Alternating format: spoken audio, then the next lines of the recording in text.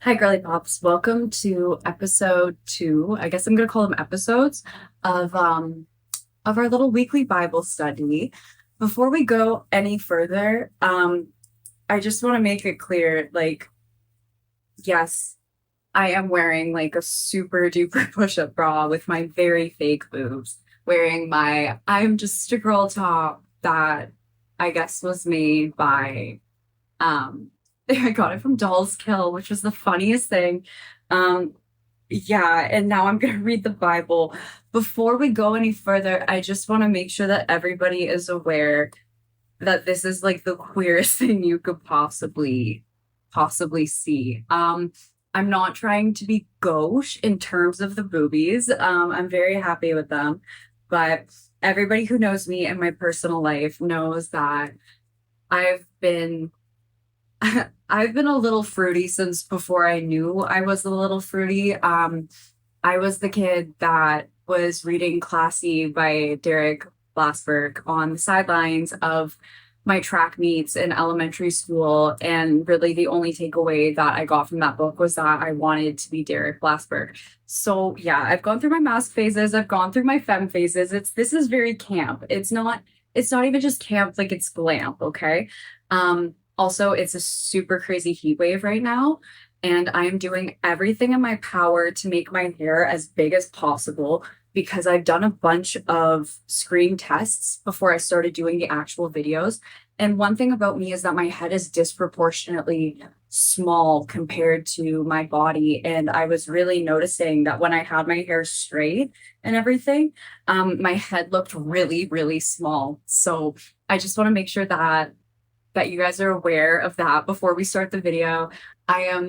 It's taking everything in me to not just like do this in a bikini naked news style, but I think that would be honestly like extremely sacrilegious, but it is so hot outside. Um, yeah, it's pretty brutal. It's pretty oppressive. Speaking of oppressive though, we're gonna do more Bible readings because I think it's time to read the Bible and to start talking about religion and faith as means of liberation and not means of oppression. And whoever watched that extremely long-winded introductory video, thank you. And you know what's up, but thank you. I really appreciate that. I promise that this video is not going to be nearly as long as that. If you missed the last video, which totally understandable. We are starting to read the book of Proverbs because it is like the most cut and dry. Do this, not this, of any book in the Bible. And I think that it's a really good place to start. Okay. So yeah, hopefully I have like a mirror behind the video and I'm like checking to see if like my hair is gonna fall. I would rather it give like Shakira She-Wolf single cover hair than like everybody recognize how tiny my forehead is and how bad my hairline is. It's really bad. It's like balding man hairline. I'm very sexy. So we're gonna start. We're gonna do verses 8 through 19 in chapter 1. And so the first sort of like little vibe that we did on the book of Proverbs, it was mostly like an intro paragraph, and we briefly talked about it's really a good idea to get wisdom from other people versus like fucking around and finding out for yourself, and also the recognition that God is not going to give you any advice that like justifies God's own mistakes because like he's God and you know he's never gonna have to justify to himself why he didn't follow his dreams of going to law school because he's God, right? So, verses 8 to 22. No, verses 8 to 19. Again, not that there's any problem with not going to law school if you decide that you don't want to be a lawyer. I just mean in context of advice. So, my son, hear the instruction of thy father and forsake not the law of thy mother, for they shall be an ornament of grace unto thy head and chains about thy neck. My son, if sinners entice thee, consent thou not. If they say, come with us, Let us lay wait for blood. Let us lurk privily for the innocent without cause. Let us swallow them up alive as the grave and whole, and as those that go down into the pit. We shall find all precious substance. We shall fill our houses with spoil. Cast in thy lot among us. Let us all have one purse, one evil purse. My son, walk not thou in the way with them. Refrain thy foot from their path, for their feet run to evil and make haste to shed blood. Surely in vain the net is spread in the sight of any bird. And they lay wait for their own blood. They lurk privily for their own lives. So are the ways of everyone that is greedy of gain, which taketh away the life of the owners thereof. So again, obviously, like, it's the Bible. It's not going to be written in like normal English. And like I just said before, how the book of Proverbs, it's pretty cut and dry. But I think that this section for me, in terms of what I would like to discuss about it, is that, like, so in real life, and I may or may not have allegedly, no, haven't. I have not fallen into any of those snares myself. But if I would have, I will say this, which is that in real life right now, people that do things that are not good or legal, they're not going to go out of their way to tell you, like, hey, let's do some super scary, evil sounding stuff most of the time. Like, obviously, there are situations that mostly you hear of in life because you're like, I would never do that, right? Where people are like, let's go murder some people. Like, you know what I mean? And it's pretty cut and dry. You know that that's not good. But the purpose, in my opinion, of those verses of the first chapter of Proverbs is fundamentally that when you make the choice to do things with people that are bad, and also I think this is a great opportunity. We're still defining stuff because we're talking about the Bible, so we're going to talk about the difference between a good choice and a bad choice. Ultimately, before we go any further into what is good and bad, what are some examples and opportunities to learn wisdom about this, even if it seems like a good idea is not a good idea, or even if you think that this is the right choice to make, don't make this choice, because that's like the rest of Proverbs. It's important to remember that any short-term gain that you will make on a choice that is bad or sinful, we'll talk about sins too, but I'll super quickly go over a couple of things that I thought were very interesting for me to learn. It's going to come back to bite you. Like, it may be the context of karma. It may be the context of just, like, you know, if you do something that's not good, especially towards another person, you're walking around on this earth with another person who you've screwed over, right? And do you really want to take that debt on for your future, right? But yeah, so this is more so in the context of, before we get into, here's a lot of much more nuanced examples of what is good, what is bad, what would be the good thing or bad thing in this situation that the rest of Proverbs really talks about, is the recognition that doing something knowingly or participating with others who are doing something that is knowingly wrong. We'll talk about right and wrong versus good and evil. We'll talk about that in a second. It's not going to work out for you. It doesn't matter what short-term gain you think that you will get from it. And also, I think as well, with that context of, you know, they're laying the net, even the birds are like, this is a bad idea. And then it's going to take their own, it's going to take their own lives. It's going to snap you up in that. This is also, you know, making the choice every opportunity that you have to do wrong, you continue to do wrong, and you just see the plan of wrong out into the very end of the wrongness. Again, people make mistakes. You will make mistakes in your life. You will accidentally, or not knowing the full context, you will behave in a way that is harmful towards somebody else. You will behave in a way that is greedy. You will behave in a way that is, it's just not the right way to be. Like, for example, when I was a kid, because when I was really little, both of my parents were working, very working class, working parents. Then my mom went through her hippie phase and stuff like that.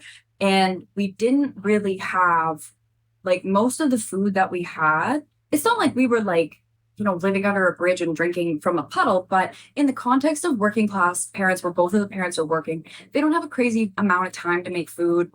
My mom's family is like very working class British. So a lot of that food is like eggs, beans, and toast, any of the three combinations, whatever you can think of. And my dad's family is from like Oshawa, very like, you know what I mean? Like working class, white. So a lot of pasta, stuff like that. And then when my mom married my stepdad, when I had just turned 6, then we were in a period of a lot of financial prosperity for a while.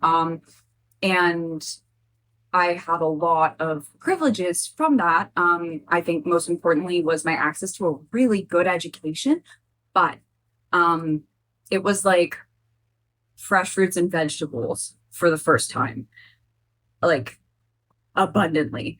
And all of these like really nice treats, like from like actual bakeries. Like I'm very big on getting brownies, like anywhere that I can find one, just because I like to know. That's one of the things that I love. I love fruits and vegetables. I love treats. But when I must have been 8 or 9, I was taking group guitar lessons and I had to stop going to them because I would eat all of the snacks. Like the parents would bring like snacks for everybody at some point. I would eat all of them, like for everybody.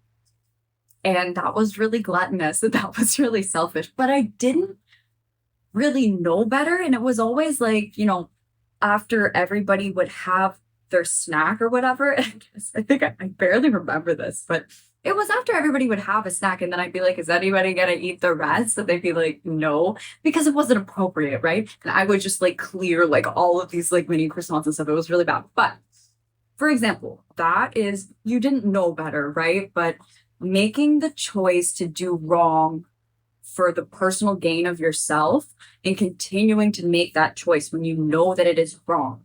It's like taking out a money mart loan on your future. So when I say a money mart loan, there's very predatory private loan companies that do payday loans and stuff for people who are really struggling to make ends meet. And the consumer debt nature of those loans and the extremely high interest rate basically puts people that are desperate enough that they need a loan and their credit's not good, stuff like that. It puts them in a position where they're paying off this loan for like an insane amount of time, and paying a crazy amount of interest. And the interest payments are super duper high. And it's like really, really impossible to get ahead of that loan if you're already in a position in your life where you needed to take out that loan. Does that make sense? It's a much worse long-term decision than it is short-term good. So talking about the context of we're going to say right, wrong, good, evil, the way that I view the Bible and morality standpoints and stuff personally, so I'm really hoping that my head doesn't look tiny. If it's Shakira She-Wolf single cover, we're going to live with that, but hopefully not tiny head. I view the whole morality, good, evil, God, Satan, blah, blah, blah in the Bible in a very, I don't know, I guess logical systems-based way. I believe everything that I've read about like God and Satan and stuff. I think everybody's just doing their job and it's sort of like good cop, bad cop. But I think this was from I think this was from the psychologist, like the chief psychologist of the Nuremberg trials, which was when, after World War II, when a lot of the leaders of the Nazi party that did all of the Holocausting, when they were tried, um, and the chief psychologist, he made a statement about what he viewed as good versus evil, and he was like, I, based on all of this, what I've seen is that I would define evil as a lack of empathy, a complete lack of empathy. So I thought about that, and I was thinking about in context of these videos, like how would I describe good versus evil? Because it's one thing, and in the Bible, obviously it talks about like the way of God and this and that and blah blah blah.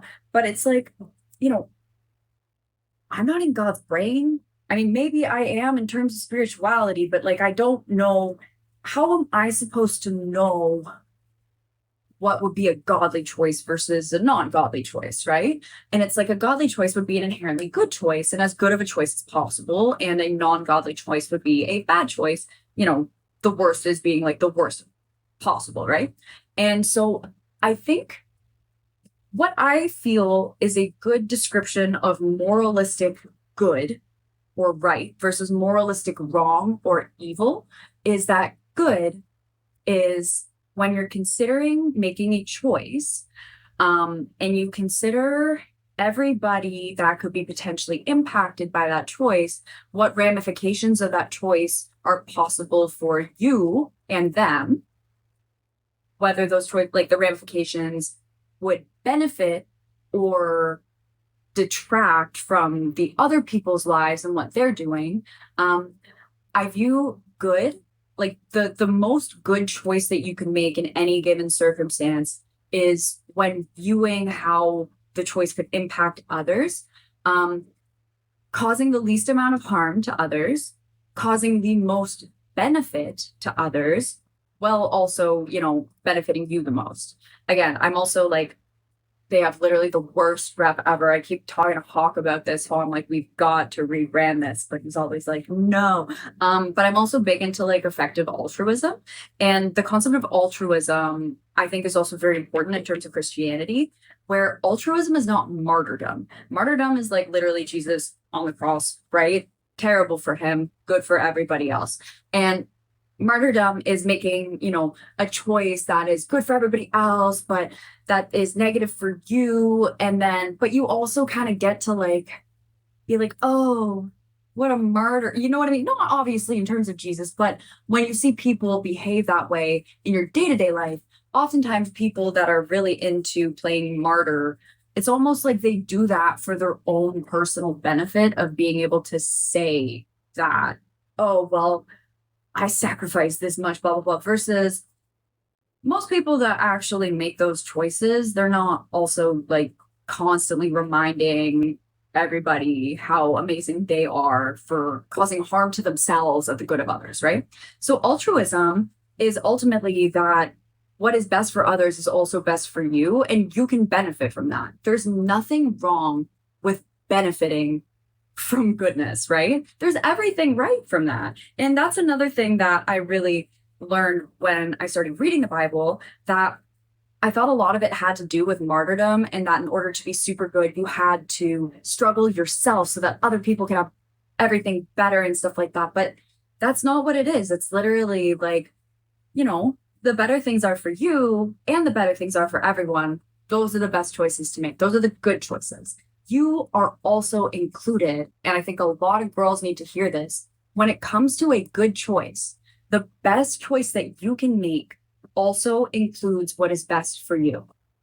That is something that I really had to learn and that I found extremely helpful as I became a Christian, was having to accept. I think a lot of girls, we have to accept that the best choice is what is best for others and what is best for you.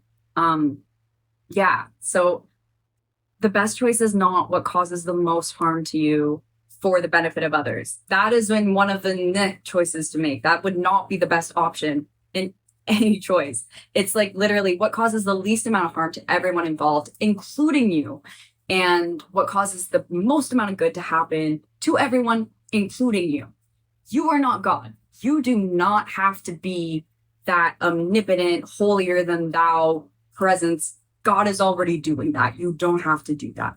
So then talking about an evil choice or a moralistically bad choice. So obviously lack of empathy. The worst possible choice that you can make in any circumstance would be recognizing what the choice you make could have in terms of that negative or positive impact on everybody around you. And it's not even just a choice that would have the least amount of good happen to the people around you, but it's making the choice actively that would cause a profound amount of harm to the other people around you for your own benefit. And we'll talk about sins and stuff shortly. Fun fact though, lust is not horniness. The sin of lust is sexual immorality, which contextually is sexual assault and rape. Lust is literally don't sexually assault people. It's not don't be horny. Isn't that crazy? I had no idea until I actually became a Christian. I thought I wasn't like allowed to masturbate. That's fine. Don't do it in a weird way though. Don't go flash people in a park. That's lust. But yeah, you can totally have your sexualities, ladies. That's completely fine. And gentlemen and silly little genderless freaks that may be watching this. But yeah, isn't that crazy? I had no idea. Christianity is actually really cool. But yeah, so an evil choice is literally like, okay, if we're talking about, I don't know, you're driving and you're going to a yellow light at an intersection where you could either stop or you could go. And I don't know, in the context, you are waiting to stop or go. You're not sure if you should continue into the intersection and you're not sure if you should stop. What should you do? And you look around you and, there's